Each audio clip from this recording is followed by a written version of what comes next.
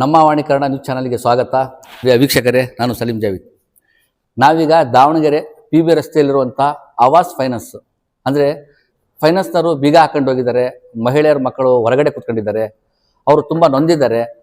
ಇವರಿಗೆ ನಾವು ಇವತ್ತು ಈ ಕಚೇರಿಗೆ ಬಂದು ಅಂದರೆ ಇದು ಏನು ಫೈನಾನ್ಸ್ ಆಫೀಸಿಗೆ ಬಂದು ನಮ್ಮ ಜೊತೆಗೆ ಈ ಕಚೇರಿಯ ಮ್ಯಾನೇಜರ್ ಅವರು ನಮ್ಮ ಜೊತೆಗಿದ್ದಾರೆ. ಇವರಿಂದ ಮಾಹಿತಿ ಪಡೆಯೋಣ. ಇವ್ರು ಏನು ಮಾಡಿದ್ದು ಲೀಗಲ್ಲೋ ಅಥವಾ ಇನ್ಲೀಗಲ್ಲೋ, ಅವ್ರಿಗೇನು ಮಾಹಿತಿ ಕೊಟ್ಟಿದ್ರೋ ಇಲ್ಲೋ. ಸರ್ ನಮಸ್ಕಾರ. ನಮಸ್ಕಾರ ಸರ್, ತೊಗ್ಲೇರಿಯಲ್ಲಿ ಒಂದು ಮನೆಗೆ ಬೀಗ ಅದು ಸೀಜ್ ಮಾಡಿದ್ದೀರಿ. ಅದು ನೀವು ಕಾನೂನು ರೀತಿಯಲ್ಲಿ ಅನುಮತಿ ತಗೊಂಡು ಸೀಜ್ ಮಾಡಿದ್ದೀರೋ ಅಥವಾ ಈಗ ನೀವು ಏನು ನಮಗೆ ಹಣ ಬರ್ಬೇಕಂತ ಏನು ಹೋಗಿ ಸೀಜ್ ಮಾಡಿದ್ದೀರಿ? ಇಲ್ಲ sir, as per surface act ಪ್ರಕಾರ ಏನ್ ಮಾಡ್ಬೇಕು ಅದ್ರ ಪ್ರಕಾರನೇ ಸೀಸ್ ಮಾಡಿದೀವಿ. ಅವರಿಗೆ ಮಲ್ಟಿಪಲ್ ರಿಮೈಂಡರ್ಸ್ ಮಾಡಿ ಪ್ರತಿ ಸಲನೂ ಅವ್ರಿಗೆ ನೋಟಿಸ್ ಇಶ್ಯೂ ಮಾಡೋಕ್ಕಿಂತ ಮುಂಚೆ ಪೇಪರ್ ಪಬ್ಲಿಕೇಶನ್ ಆಗಿತ್ತು.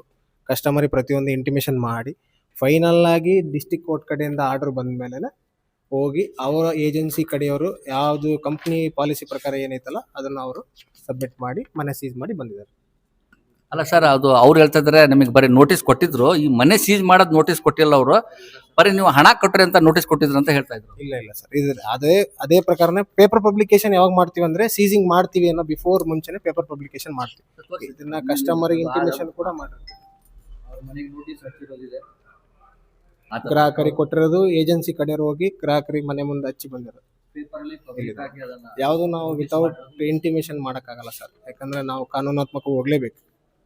ಅವ್ರ ಮನೇಲಿ ಇಲ್ದಾಗ ಕೂಡ ಹೋಗಿ ಅವ್ರು ಇದ್ದಾಗ ಆ ವ್ಯಕ್ತಿ ಇರೋದು ನೋಡ್ರಿ, ಕಸ್ಟಮರ್ ಇದ್ದಾಗ ಕೊಟ್ಟು ಬಂದಿರೋದು.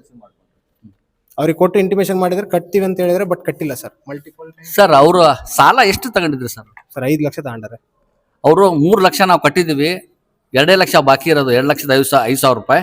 ಅವರು ಮತ್ತೆ 5 ಲಕ್ಷ ರೂಪಾಯಿ ಕಟ್ಟಿ ಅಂತ ಹೇಳ್ತಾರೆ ಸರ್. ಅವ್ರ ಸ್ಟೇಟ್ಮೆಂಟ್ ಕೊಟ್ಟಿದ್ದೀವಿ ಅವರಿಗೆ, ಅವರು ಎಲ್ಲ ಚೆಕ್ ಮಾಡಿ ಈಗ ಜಸ್ಟ್ ನೋಡಿದ್ದಾರೆ, ಅವ್ರಿಗೂ ಕ್ಲಾರಿಟಿ ಸಿಕ್ಕಿದೆ. ಬಟ್ ಅವ್ರು ಏನಂತಾರೆ, ನಾವು ಕೆಲವೊಂದು ಕಂತು ಕಟ್ಟಿದ್ವಿ ಬಟ್ ಅದಕ್ಕೇನೋ ಸಾಕ್ಷಿ ಇಟ್ಕೊಂಡಿಲ್ಲ. ಅವ್ರು ಎಲ್ಲ ಆನ್ಲೈನ್ ಆಗಿ ಮಾಡಿರಲ್ಲ ಸರ್. ಪ್ರತಿಯೊಂದು ಸ್ಟೇಟ್ಮೆಂಟ್ ಒಳಗೆ ರೆಕಾರ್ಡಿಂಗ್ ಇರುತ್ತೆ, ಅದನ್ನ ಕೊಟ್ಟಿದ್ವಿ. ಅವ್ರ ಹತ್ರ ಒಂದ್ಸಲ ಕ್ರಾಸ್ ಚೆಕ್ ಮಾಡಿ. ನಮಗೆ ಇಲ್ಲಿವರೆಗೂ ಅವ್ರು ಪೇಮೆಂಟ್ ಮಾಡೋದು 22 EMI 84ರಲ್ಲಿ 22 ಮಾಡಿದ್ದಾರೆ. ಉಳಿದಿದ್ದ ಅಮೌಂಟ್ ಇನ್ನೂ ಕಟ್ಟಿಲ್ಲ. ಅಲ್ಲ ಸರ್, ನೀವು ಏನು ಫೈನಾನ್ಸಲ್ಲಿ ನೀವೇನು ಹಣ ಕೊಡ್ತೀರಾ ಅದನ್ನ ತಾವು ಇವರಿಗೆ ಇಷ್ಟೇ ನಿಯಮ ಇರುತ್ತೆ, ನೀವು ಇಷ್ಟೇ ಸಾಲ ತಗೋಬೇಕು, ಇಲ್ಲಾಂದ್ರೆ ನಾವು ಆಸ್ತಿ ಹರಾಜು ಮಾಡ್ತೀವಿ ಅಂತ ನೀವು ಮೊದಲೇ ಬರ್ಸ್ಕೊಂಡಿರ್ತೀರಿ. ರಿಜಿಸ್ಟರ್ ಮಾಡಿಸಿರ್ತೀವಿ ಸರ್. ಪ್ರತಿಯೊಂದು ರಿಜಿಸ್ಟರ್ ಮಾಡಿ ಮಾರ್ಟ್ಗೇಜ್ ಮಾಡಿ ಲೋನ್ ಕೊಟ್ಟಿರ್ತಾರೆ. ವಿತೌಟ್ ಇಂಟಿಮೇಷನ್ ಯಾರು ಕೊಟ್ಟಿರಲ್ಲ. ಅಂದ್ರೆ ನೀವು ಮಾಡಿರೋದು ಕಾನೂನು ರೀತಿ ಸರಿ? ಹೌದು ಸರ್, ಹೌದು. ಅಂದ್ರೆ ಈ ಕಾನೂನು ರೀತಿ ಒಳಗೆ ಮಾಡ್ತಾರೆ ಸರ್ ಕಂಪ್ನಿಯವ್ರು. ಹಂಗೆ ಸುಮ್ನೆ ಅವ್ರ ಮೇಲೆ ಆಕ್ಷನ್ ತಗೊಳಕ್ ಆಗಲ್ಲ ಸರ್, ಅದಕ್ಕೋಸ್ಕರ. ಇವರು ಮ್ಯಾನೇಜರ್ ಇದ್ದಾರೆ, ನಾವು ಕಾನೂನು ರೀತಿಯಲ್ಲಿ ಅವ್ರ ಮೇಲೆ ಕ್ರಮ ತಗೊಂಡಿದ್ದೀವಿ. ಆ ಮನೆ ಸೀಜ್ ಮಾಡಿದ್ದು ನಾವು ಕಾನೂನು ರೀತಿಯಲ್ಲೇ ಮಾಡಿದ್ವಿ. ಎಲ್ಲ ಅನುಮತಿ ತಗೊಂಡು ಹೋಗಿ ನಾವು ಆ ಮನೆಯನ್ನ ನಾವು ಸೀಜ್ ಮಾಡಿದ್ವಿ. ನಾವು ರಾತ್ರಿ ಹೊತ್ತಲ್ಲ ಮಾಡಿದ್ದು, ಹಗಲೊತ್ತೇ ನಾವು ಮಾಡಿದ್ದು. ಅಂದ್ರೆ ಸಂಜೆ ಟೈಮಲ್ಲಿ ಅವ್ರು ಯಾವುದೇ ನಮಗೆ ಕರೆಗಳಿಗೆ ಸ್ಪಂದಿಸ್ತಾ ಇದ್ದಿಲ್ಲ. ಹಾಗಾಗಿ ನಾವು ಅದನ್ನ ಅವರ ಮೇಲೆ ಕ್ರಮ ತಗೊಂಡಿದ್ವಿ ಅಂತ ಇವರು ಮ್ಯಾನೇಜರ್ ಹೇಳ್ತಾ ಇದ್ದಾರೆ. ಮಾಡಿದ್ವಿ ಅದನ್ನ ಕ್ಲಿಯರ್ ಆಗಿ ಅವರ ಒಂದು ಅನಿಸಿಕೆ, ಈ ಫೈನಾನ್ಸ್ನ ಒಂದು ಅನಿಸಿಕೆ ನಿಮ್ಮ ಮುಂದೆ ನಾವು ವರದಿಯನ್ನು ಮಾಡಿದ್ದೀವಿ.